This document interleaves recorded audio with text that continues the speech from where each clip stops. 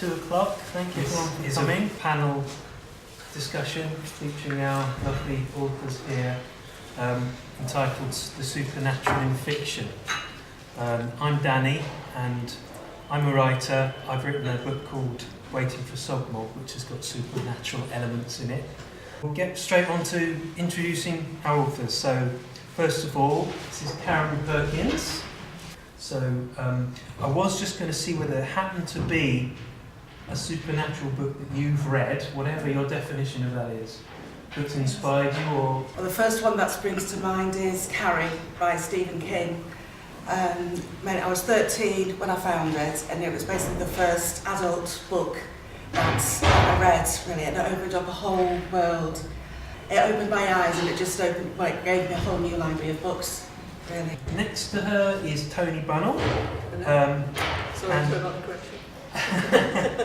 And I've written down all of your books because there are so many of them, but they are nearly all supernatural in nature, very supernatural. The Room Between the Floorboards, I got a quote from Facebook on that, which is, "This is an enchanting little book, suitable for anyone who still ponders the as yet undefined boundaries of our universe." There's also Adoring Time, The Fidget, Samuel and the Stolen Words, The Nameless Children, The Dark Mirror, The Dead Space, alongside poetry, short stories, and she has written a book about music therapy, hedgehogs, and she writes songs, so very wide-ranging work indeed. Is there a book that comes to your mind? Well, funnily enough, not actually a book, but because I'm singing songwriter on the folk scene forever, since I was 15, 16, and lots of the songs, especially the child ballads, have a really strong supernatural element.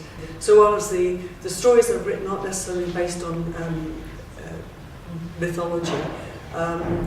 What Karen was saying about Bronte country, The Nameless Children, I happened to be in the Bronte country around the museum and around the graveyard, and saw a reference to The Nameless Children. That just really drew me in. So the whole of the supernatural thing came from The Nameless Children, just from seeing those 3 words written somewhere. Sitting right next door is Candy, or writing name C.L. Spillard. The Price of Time is the first book, the sequel, The Evening Lands. I'm very interested if you could just give us a very brief kind of hint about The Evening Lands, just a little blurb about that. Okay, The Evening Lands is an old-fashioned word for American, particularly the United States. And in the story, my heroine, mortified with guilt about something that's gone wrong in this first book for her, travels to the States to take part in a psychology experiment, a very gruesome and dangerous one, where she is putting herself in pain and danger. And she ends up, she first of all, she trusts these people and takes herself off there to take part in their experiment. And she ends up being their prisoner, so she has to... So there's also the Blackmail Engine written, and can you say a little bit about that? That's retrofuture, so it's a bit like steampunk, but it's set in Russia in the future, where there is no electronics anymore. They've been wiped out by a massive solar flare. And last but not least, Marla Skidmore, writer of Renaissance, The Fall and Rise of a King, which has got a fascinating supernatural narrative structure. It started out actually as a bit of a challenge. I think we'll all recall when Richard III was rediscovered the king in the car park, and there was this controversy about where he should be reburied.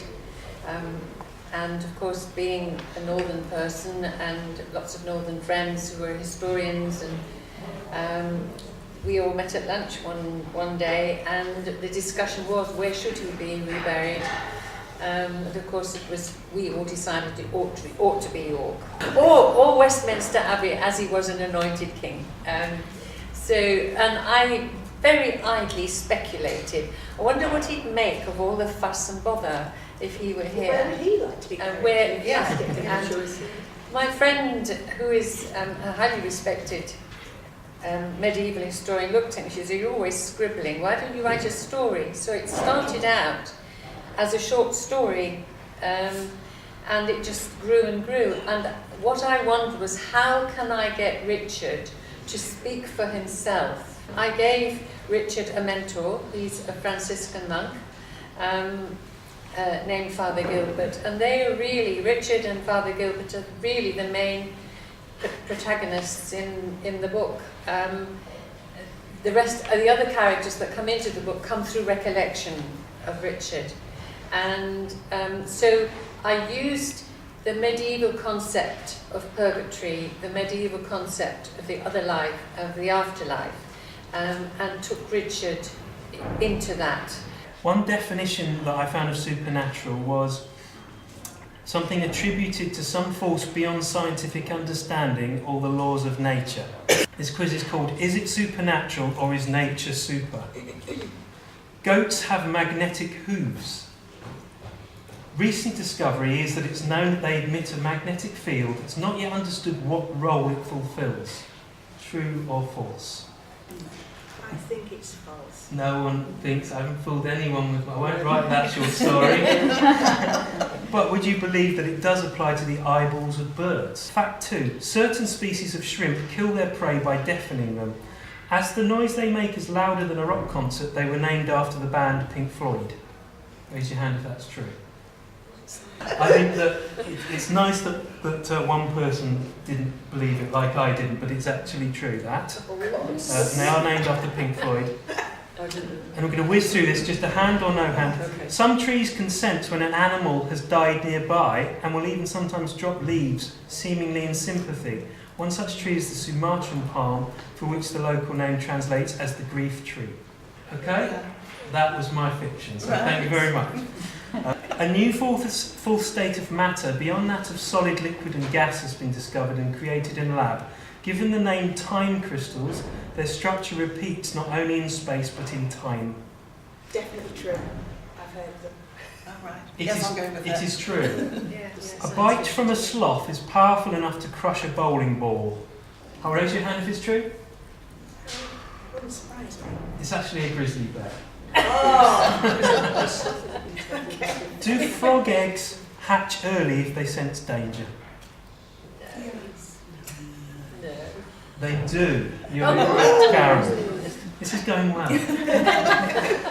The largest species of fungi create hideout subterranean tunnels when they die, which can reach beneath the Earth's crust up to 1/4 of a mile.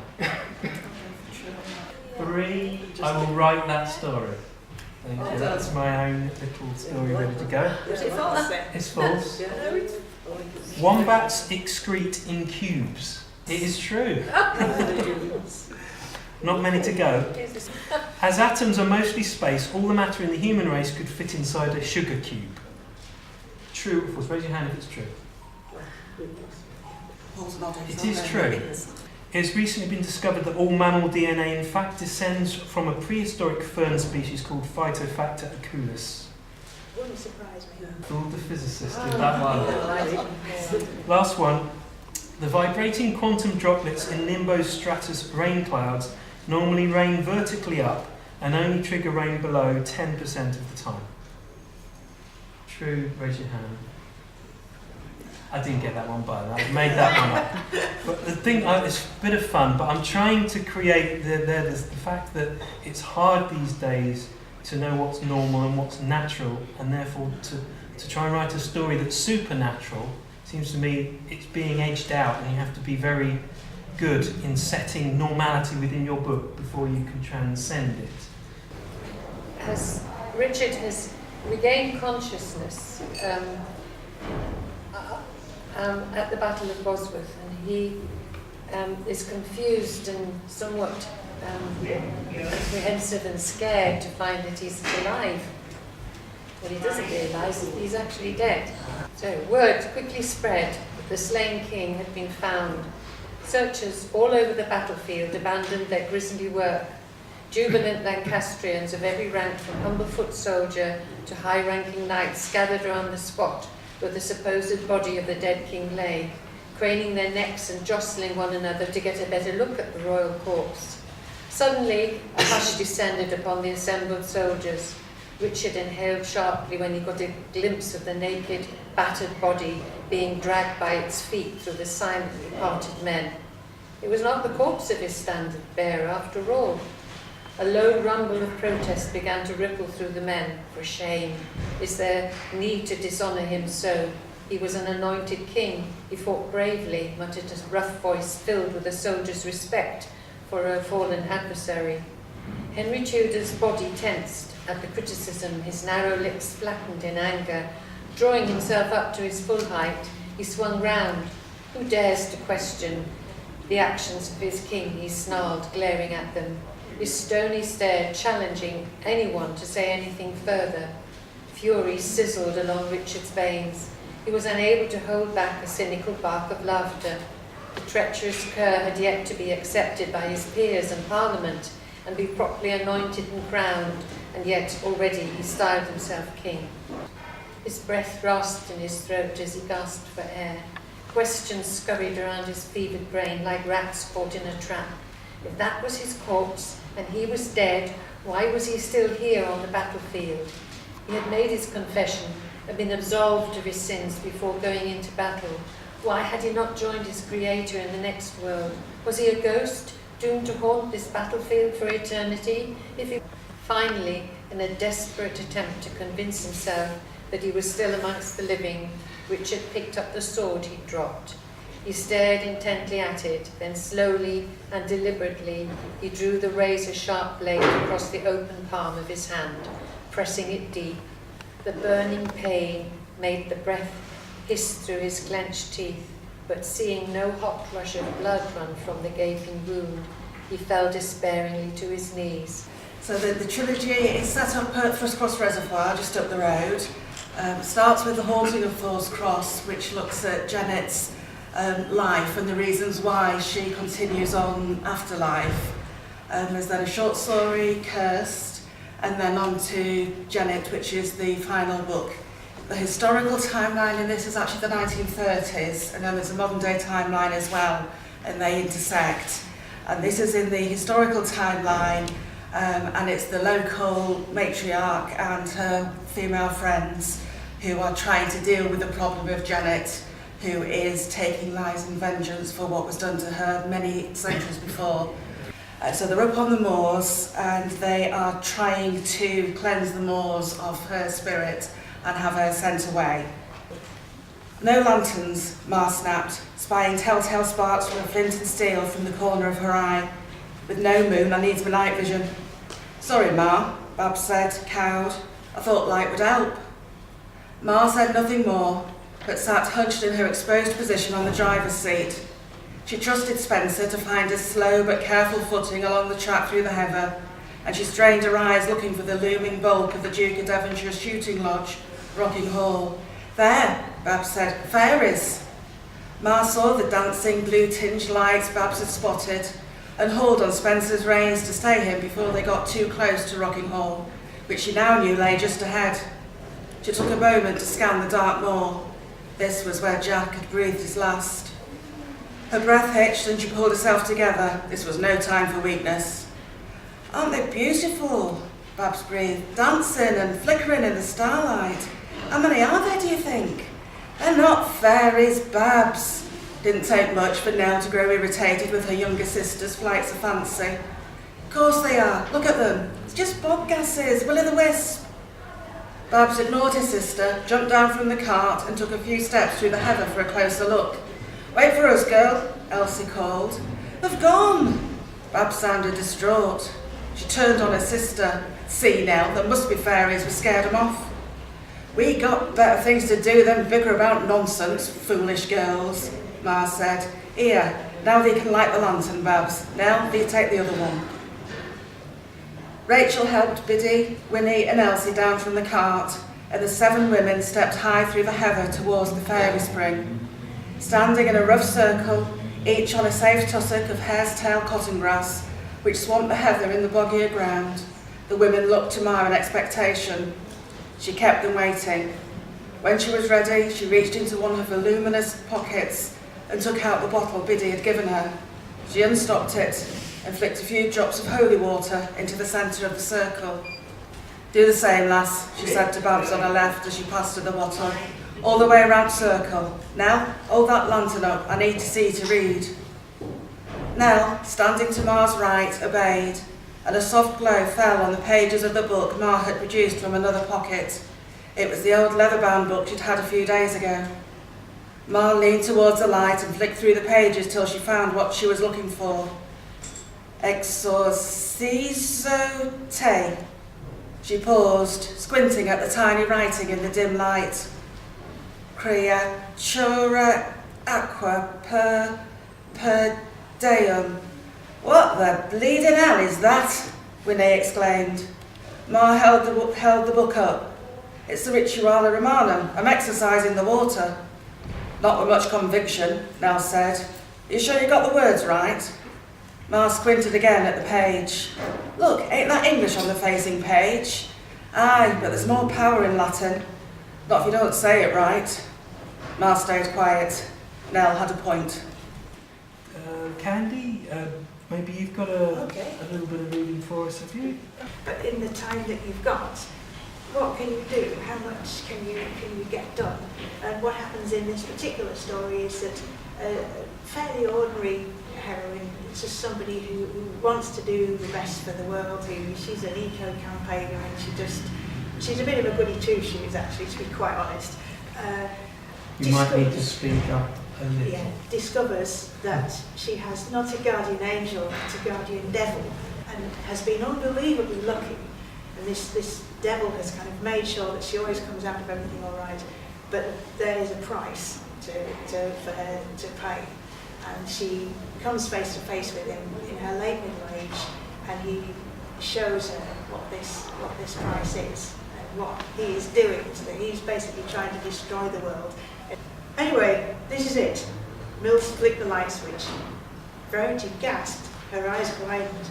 A globe, some 6 feet in diameter, floated a few inches above the flagstone floor of the Torture Museum. The world's physical features were peeked out in minute detail.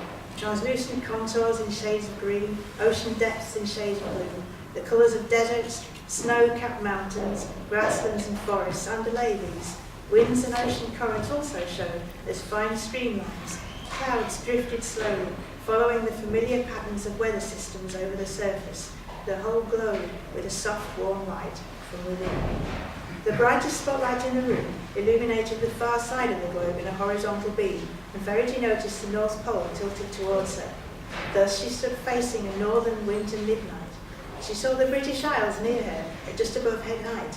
A pale grey wisp of smoke drifted southwards from Yorkshire, plumes from the power stations of Megawatt Alley. She could just about see the Arctic ice, what remained of it at any rate, if she stood on her toes. Ever visited the Camera Obscura in Edinburgh? Asked Mills. Of course, several times actually.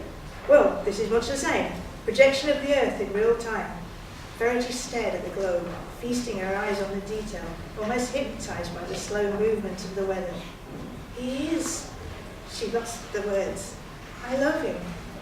If you touch it, or him, as you so touchingly call the globe, you'll get a resonance, but chances are you'll not like what you feel. She lasted less than 20 seconds before reaching out and caressing the globe. It felt soft to the touch, and she noticed her fingers pass through the surface to material beneath. She could feel the texture of the rocks. She singed her fingertip on an Icelandic volcano. She walked round to her left to inspect the Americas and found herself facing the Gulf of Mexico. It tasted disgusting. She had no idea how she could know this, not having eaten any of it. To its north lay the Marcellus shale fields. She could feel her splitting there, like migraine. She walked on to the Pacific and saw the extent of a gyre of plastic waste and began to choke on it.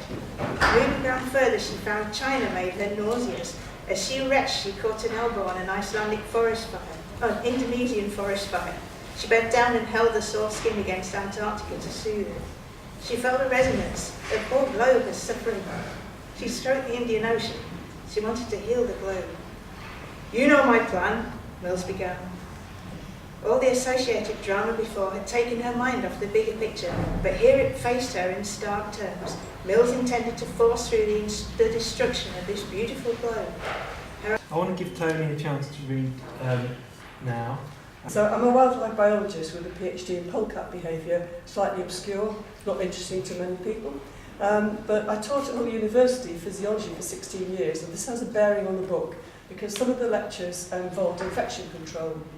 And so the book, actually, Dark Mirror, is linked to antibiotic resistance. And the thing that's most likely to bring about the downfall of the human species is not an asteroid hitting the planet, it's not all-out war, that takes care of several thousands, as we all know, but it's most likely to be a bacterium that we have no resistance to. The person of a story, she's a research scientist. Can you hear me at the back okay? Yes. She's called Fleur, and so Fleur's working on this project that will make antibiotic resistance a thing of the past. She's got a postdoctoral research grant for 3 years, she's quite happy with that. She's drawn into a mirror, finds herself in a parallel world.